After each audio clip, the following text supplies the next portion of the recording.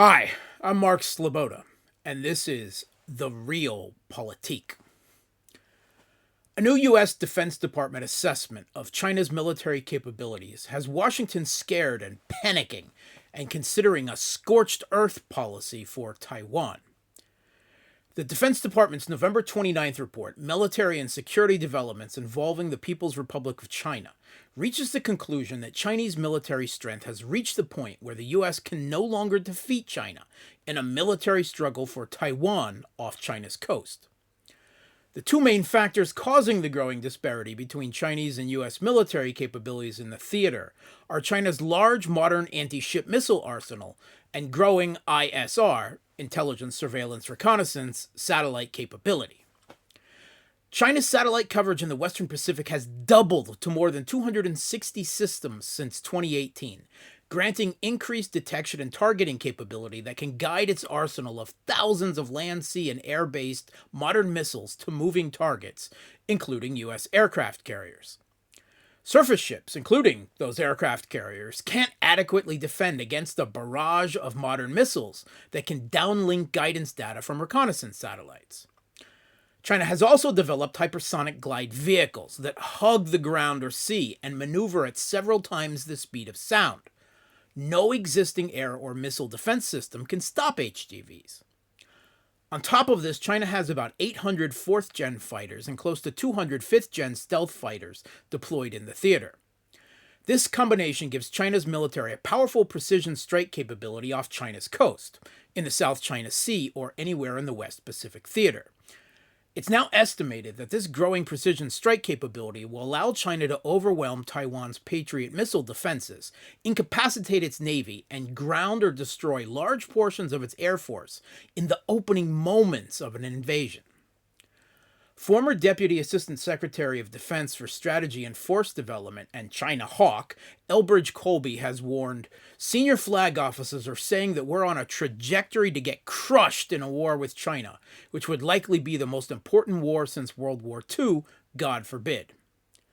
General David Berger, the Commandant of the Marine Corps, has warned, everyone around this table should not be comfortable with where we are or the rate at which we're moving on preparing for a potential invasion of Taiwan from China. The strategic takeaway is that the U.S. can no longer win in a firefight close to China's coast and can't defend Taiwan whether it wants to or not. This now has Washington considering a scorched earth policy in Taiwan to destroy its strategically valuable semiconductor industry in order to deny it to China. Former U.S. National Security Advisor Robert O'Brien asserted, if China takes Taiwan and takes those factories intact, which I don't think we would ever allow, they have a monopoly over chips the way OPEC has a monopoly, or even more than the way OPEC has a monopoly over oil. The aforementioned Pentagon official Elbridge Colby agreed. We can't allow such a valuable equity to fall into Chinese hands. I think it would be nuts. Speaking on the threat of Taiwanese semiconductor manufacturing falling into China's hands, former U.S. Treasury Secretary Advisor Norio Rubini warned it would result in an economic catastrophe for the U.S. We depend more on semiconductors today than on oil. Just one Taiwanese manufacturer, the Taiwan Semiconductor Manufacturing Company alone, produces about 55% of the world's semiconductors, and about 80% of the high-end ones, used in everything from smartphones to computers and sophisticated military weapons and equipment. To this threat, a recent paper from the U.S. Army War College has proposed that the United States and Taiwan should lay plans for a targeted, scorched earth strategy that would render Taiwan not just unattractive if ever seized by force, but positively costly to maintain. This could be done most effectively by threatening to destroy facilities belonging to the Taiwan Semiconductor Manufacturing Company, the most important chipmaker in the world and China's most important supplier. The study goes on, the U.S. could install automatic self-destruct systems in Taiwanese semiconductor factories in order to deny them to China. In addition, the U.S. may be planning to evacuate the island's semiconductor engineers and scientists to the U.S. in the event of a Chinese invasion, to preserve the vital human component of the island's semiconductor industry. This scorched earth strategy is a considerable departure from the standing porcupine strategy espoused by Taiwanese and U.S. defense officials. Instead of deterring a Chinese invasion by raising the prospect of unacceptable casualties, a scorched earth strategy could destroy Taiwan's strategic and economic value to deter China from pursuing forceful military reunification.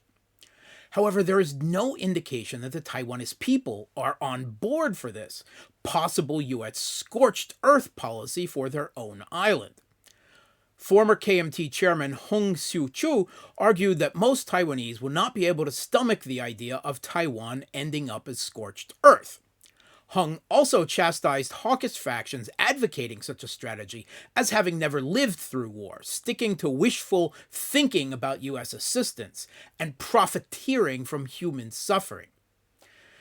It's actually not at all clear that the fading U.S. hegemon, trapped in Thucydides' trap thinking, would ever factor the opinion of the Taiwanese people themselves into their grand strategy for the island in its geopolitical conflict with China.